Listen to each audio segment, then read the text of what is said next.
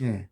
그래가지고 이제 정중 회장 같은 경우에는 그냥 가난하게 살았기 때문에 잘 살기 위해서 이제 처음에 서울에 올라가서 이제 일을 했지만은 이분이 이제 이분 자체가 이분도 이제 뭐냐면 그 서당에서 자기 아버지가 할아버지가 서당을 했어요. 서당을 해가지고 돈을 그러니까 굉장히 가난하게 사는 거야. 그 할아버지가 워낙 그 선비같이 살았기 때문에 그래서 힘들게 했는데 그 서당에서 글 공부를 굉장히 많이 했어요. 이분처럼 논어 뭐 맹자 이런 거 읽은 거죠. 그게 이제 이 정정 회장의 평생의 재산이 된 거예요. 그래서 정정 회장이 나중에 들어서 나이 들어서 이러는 거예요. 내가 만약 다시 태어난다면 나는 기업가 안 한다. 뭐 하겠냐니까 변호사 되겠다. 왜 변호사냐니까 억울한 사람을 돕겠다. 그 실제로 그때도 변호사가 되려고 했어요. 그 시험에 붙었으면 아마 우리가 변호사 정지용을 알고 있지 않았을까. 뭐 다행히도 우리 떨어졌다는 게 다행이에요. 왜냐하면 그렇기 때문에 우리나라 경제 발전 엄청나게 영향을 끼쳤죠. 그리고 그러니까 정정 회장의 일대기를 보면은 기업가라고 보기보다는 정말 그 민족의 지도자적인 성격이 굉장히 강해요. 원래 성향이 그래요. 그러니까 일을 해도 자기는 돈을 벌기 위해서 일하지 않는다. 그 면에서 이분하고 닮았어요, 많이. 닮았는데 막 이분보다는 조금 이제 정정 회장이 좀 더 이해관계에 좀 밝은 건 사실이죠. 그래도 어쨌든 굉장히 그 기업을 갖다 하는 것을 어떤 하나의 그 사명으로 알고 살았어요. 근데 이분은 진짜 그렇게 사는 사람이에요. 그러니까 정말 이분을 내가 이걸 썼거든요. 쓰면서 얼마나 감동을 했는지 몰라요. 이야, 대한민국에 이런 사람이 있으면 얼마나 좋을까. 그래서 찾아봤더니 정정이라는 사람이 있더라. 근데 지금은 없죠. 아무도 없죠. 예. 2세, 3세 되면서 그런 사명감 자체도 없어요. 그냥 자기 기업 잘 되는 게 최고고 그렇게 돼버렸어요. 그러니까 뭐 뻑하면 스캔들 나지 않습니까? 뭐 박근혜 대통령 국정농장 때도 줄줄이 사탕으로 맡겨가고 물론 그게 정치 탄압이라는 얘기도 있지만 개혁 탄압이라는 얘기도 있지만 그런 식의 것을 보여주는 것은 좋은 건 아니잖아요. 그러니까 그 지금 우리 재계에 과연 이런 지도자가 있느냐 할 때 절대적으로 저는 없다고 생각해요. 예. 우리나라 자체가 지금 그런 식의 어떤 정신이 없어요. 그런 정신이 없고 그냥 자기들 먹고 여기 이제 여기처럼 응? 민족이 뭐 이런 거 얘기가 없어요. 필요 없어요. 그런 거 필요 없고 그냥 우리 가족 잘 살고 우리 기업 잘 되고 그럼 끝이에요. 그건 사람들 대부분이야. 예. 그러니까 박정희 대통령 정치가도 없고 정주영 같은 경제 지도자도 없어요. 전부 우리. 전 그렇게 봐요. 예? 참 대한민국의 비극이에요. 왜냐 우리가 일본이나 이런 나라 일본에 뭐 저기 어떤 우익 단체들이 막 이상한 짓 많이 하잖아요. 그거 보면서 이제 뭐 저런 인간들이 다 있나. 근데 우린 저런 인간이 좀 있었으면 좋겠어. 그 사람들은 돈 벌기 위해서 그런 거 아니에요. 어떤 이익을 얻기 위해서 아니에요. 그 사람들 진짜 애국심. 근데 그 애국의 방향이 잘못된 거죠. 근데 진짜 애국심이 있어요. 그들은 전통적으로 이 옛날에 이제 이토 히로부미나 이런 사람들이 비록 방법은 나빴지만 일단 애국자라고 그러잖아요. 애국자인데 그 사람들의 흐름이 있어요. 그 흐름이 그대로 이어져 온 거예요. 그러니까 지금도 그런 이 일본을 어떻게 해야 될 것인가. 이 일본 회의라는 게 있어요. 니혼 가이기가 일본 회의라는 게 있어요. 거기에 막 총리 대신도 들어가 있고요. 근데 이 일본 회의라는 것은 무슨 정치적 이익을 위해서 만들어진 단체가 아니에요. 근데 우리나라에서 뭐 그런 거 잔치 만들면 그거 가지고 뭐 국회의원이나 돼보자, 뭐 보자, 어떻게 하든지 뭐 이 속을 챙기려고 그러는데 그거 전혀 아니에요. 그거 아니고 그 이 사람들의 극적인 목적은 뭐냐? 어떻게 하면 우리 일본이 발전하고 잘 살 수 있을까? 우리 일본이 세계의 이름을 떨칠 수 있을까? 그런 순수한 애국심을 가지고 그런 걸 만든다고요. 그러니까 한국에 대해 혐오를 하는 것도 그들 입장에서는 이제 자기 입장에서는 그건 잘못된 생각인데 분명히 그건 잘못된 생각이에요. 근데 그걸 갖다가 아주 진짜 충심으로 하는 거야. 참 그렇죠. 참 부럽기 이럴 데 없는 거야 진짜. 미국 같은 경우에도 그런 단체가 있단 말이에요. 유럽에도 있단 말이에요. 근데 우리는 없어요. 옛날에 있었죠. 무슨 뭐 저기 안창호 선생님 하는데 무슨 입니까? 까먹었네. 뭔지 그 안창호 선생님 유명한 단체 흥사단 말이야. 그런 거라든지 있었는데 지금 없어요. 예. 그리고 그냥 그 이상한 단체들. 그러니까 어떻게 하면 거기서 뭐 돈이나 받아먹을까 이런 단체들만 있는 거예요. 생각하는 그리고 웃기는 게 그 애국 단체라는 사람들이 어떻게 자기 나라를 이렇게 비하합니까? 우리는 외세에 의존해야만 한다. 우리는 별 볼 일 없는 나라다.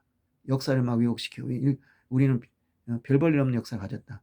그 식민사가 그대로 읊어대요. 그러면서 그렇기 때문에 우리는 미국에 의존해야 한다. 그런 식으로. 미국에 의존하는 거하고 미국과 협력하는 건 다릅니다.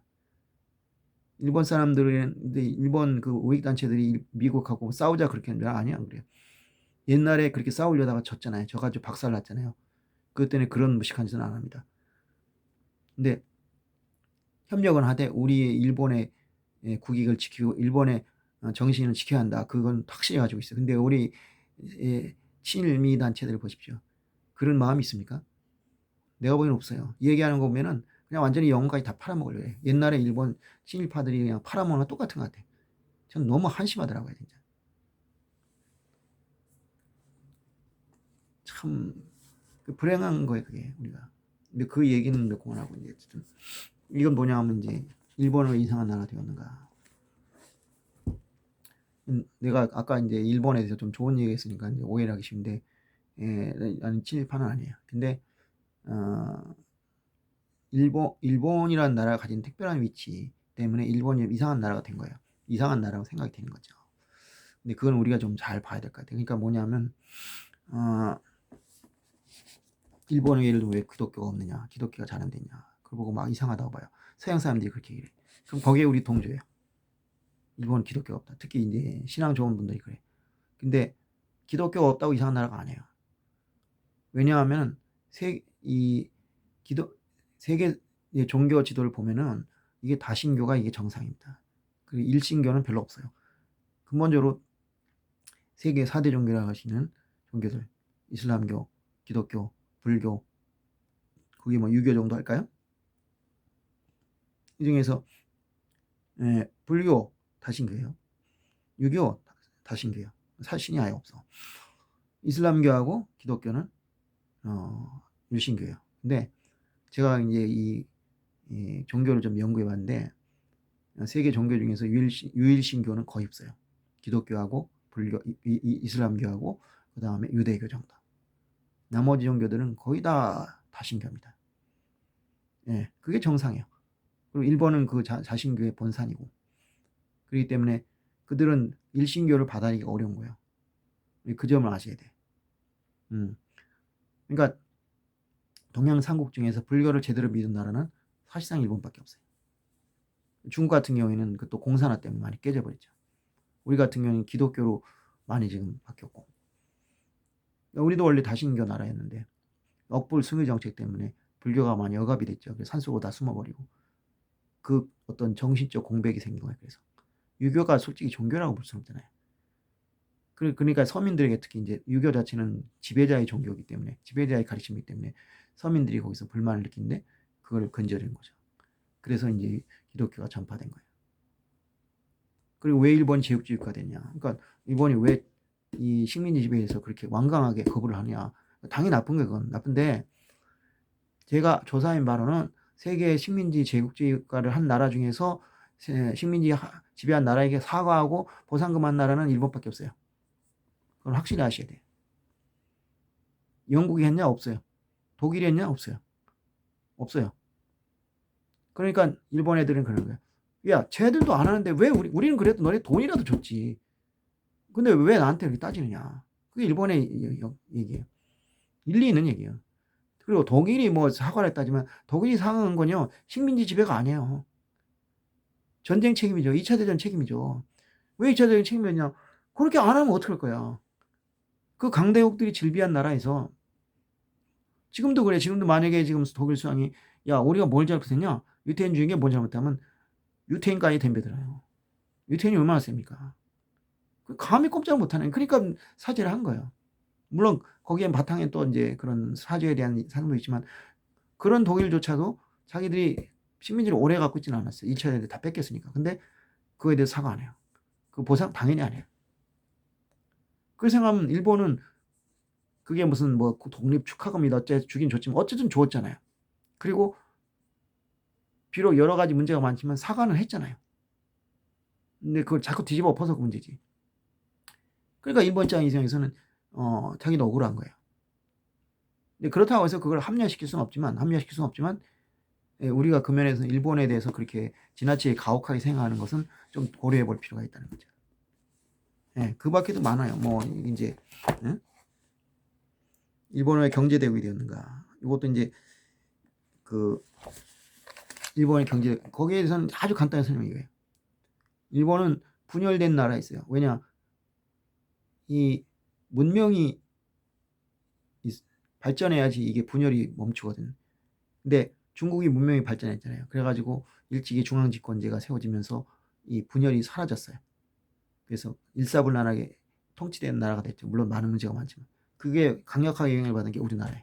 그래서 우리나라가 중앙집권제가 바로 속히 이루어졌어요.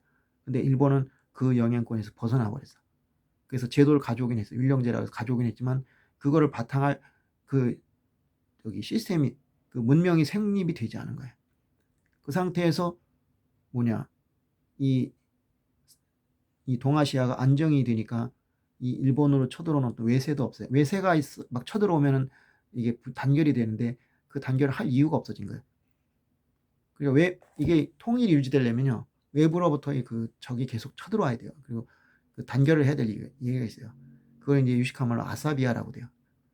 아사비아. 그 피터 터친이라는 사람이 있어요. 그 사람이 초협력 사회라는 책을 썼고 제국의 탄생이라는 책을 썼는데 거기 보면 제국이 탄생할 때는 반드시 그 외부의 위협에 의해서 이 아사비아, 이 어떤 단결력을 만들 그 어떤 계기가 필요하다는 거죠. 근데 일본은 그게 없는 거예요. 그러니까 외부에서 그리고 거의 고립돼 버렸죠. 그래서 네, 삼국 통일되고 나서 당나라가 쳐들어가니 많이 하다가 그냥 말았어요.